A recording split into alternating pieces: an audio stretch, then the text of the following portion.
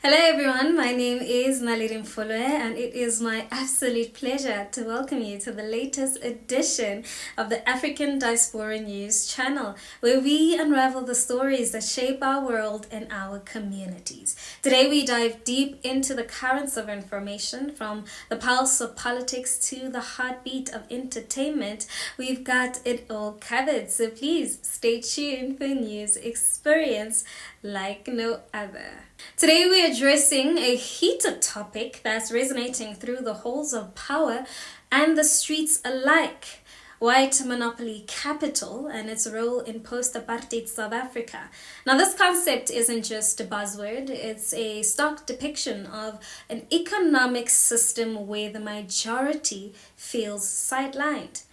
Now, the term white monopoly capital has been thrust into the spotlight once more, reigniting debates over the economic disparities rooted in other nations' colonial and apartheid pasts. Now, white monopoly capital represents the entrenched power dynamics inherited from apartheid, where wealth and resources were systematically concentrated in the hands of the white minority. Now, this legacy continues to shape the economic landscape of South Africa till this day. Let's take a look. Quote, white monopoly capital does exist. There was a deliberate creation of it. Rupert is one of the people who are monopolizing. White supremacy is so arrogant. When we speak of white monopoly capital, even whites who do not have land come to defend it when they must actually join us. If there is a disruption we need today, it is neoliberal short-sightedness. Now, critics argue that the ANC uses this term to deflect from its own shortcomings, including corruption, unemployment, and government and poor governance in its entirety.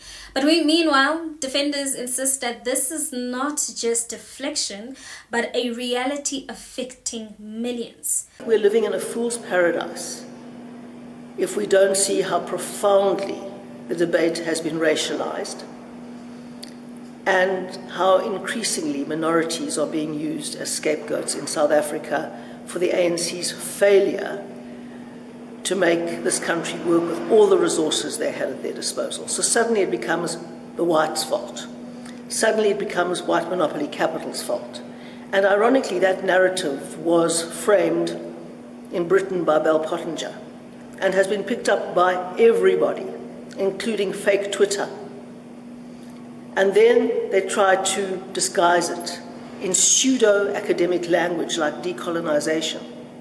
Believe me, there is something very sinister going on below that. Now, despite measures aimed at redistributing wealth, significant sectors such as land ownership, white-dominated corporates, and certain high-skilled job markets remain largely untransformed.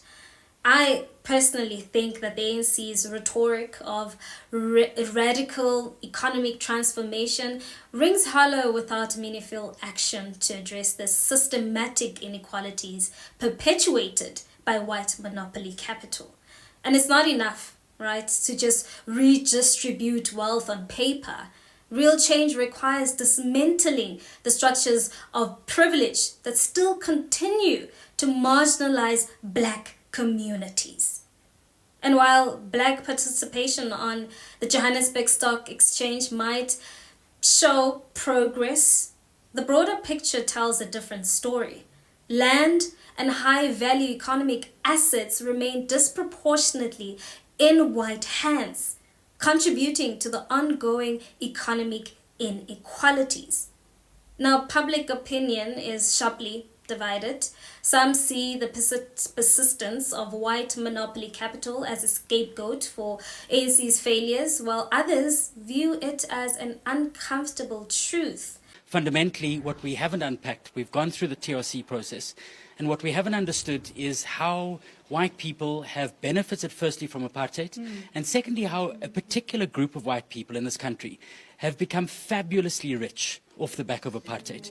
Now, I think that white complicity, overall, we can look at, and the responsibility to promote social justice in our country, firstly. But when we have two families, there are two families in this country, the Oppenheimers and the Ruperts, names we don't necessarily all know, who have as much wealth as 50% of our people. It's an extraordinary crime. We should call it nothing else. That must be challenged. It's a crime against our humanity, and it's the humanity of 50 million people in this country. That's precisely where we need to focus at and say, how did you make your money during apartheid? How did you build those networks? And how do you retain and entrench your power in the last 20 years? And quite clearly, no one is disrupting that power fundamentally. Now, this issue, right, if we're being honest, presents a complex challenge for South Africa. How do we untangle genuine grievances from political rhetoric? And more importantly, how do we build an economy that includes everyone? Now, the ANC promises radical economic transformation, but many feel actions haven't actually matched the promises. There's a growing demand for policies that do more than just redistribute, but also empower at a grassroots level. Today, we've only scratched the surface of this pivotal issue, and as we move forward, the call isn't just for reform, but for a fundamental rethinking of how economic power is structured and shared within our country. Now, continuing this conversation is vital. We encourage all South Africans to engage, debate, and contribute towards shaping an equal economic landscape. Your voice matters. Now that's it for today. Thank you so much for watching. Keep striving for justice, and may we all contribute to a truly unified South Africa. With that being said, please, let's keep the conversation going in the comments section, and be sure to give this video a thumbs up. That's it from me. Till we meet again, it is goodbye for now.